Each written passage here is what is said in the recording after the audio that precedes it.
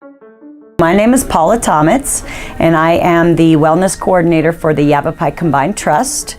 We provide the healthcare coverage for Yavapai College, Yavapai County, the City of Prescott, and the town of Chino Valley. I think that probably the information was not being made available at the time. The wellness program, like I said, we're only in year 5, and the first couple of years I basically just concentrated on obviously physical fitness, some emotional stuff, stress management, those kinds of things, other topics, but I didn't really touch on financial wellness.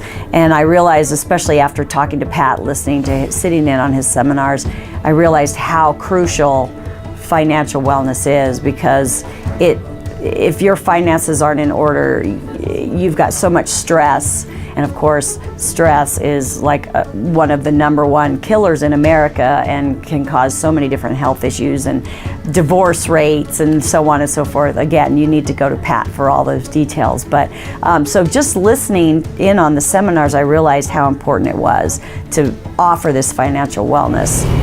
So as a new hire, you're given all kind of paperwork.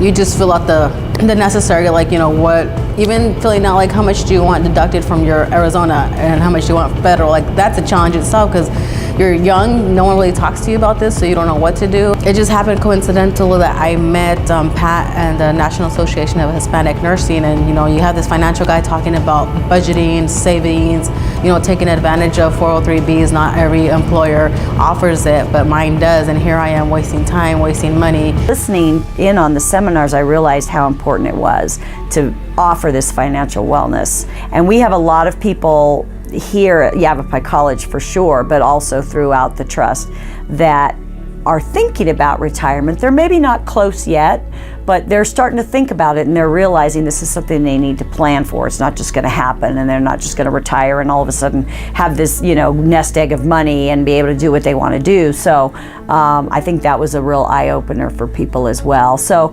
I think from my standpoint, just it was really being able to offer something that maybe they had not had any exposure to at all. So that was super helpful.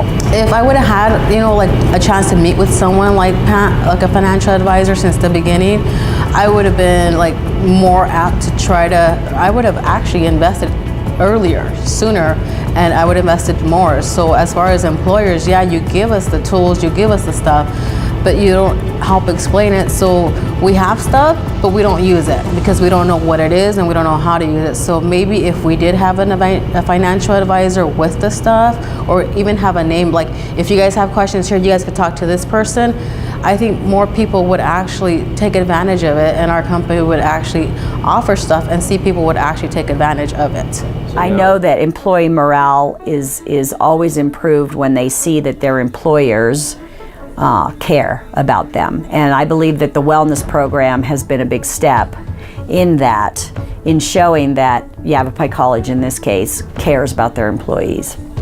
And so I think that for me has been the biggest plus as far as bringing Pat in and having him do these seminars and just letting the members know, our employees know, that that they're valued and that we care about their future and their health and wellness, whatever that might look like, whether it's financial, physical, emotional, social, occupational, etc.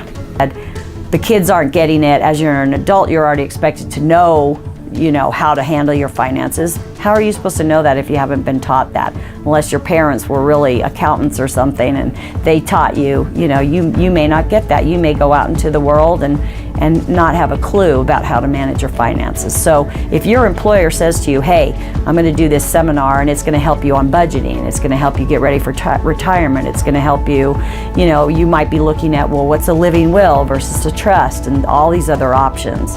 And then you get your questions answered. Oh, I definitely recommend them. That is awesome. So my recommendation would be, if you don't have, even if you don't have a wellness coordinator, most businesses have at least some kind of an HR department.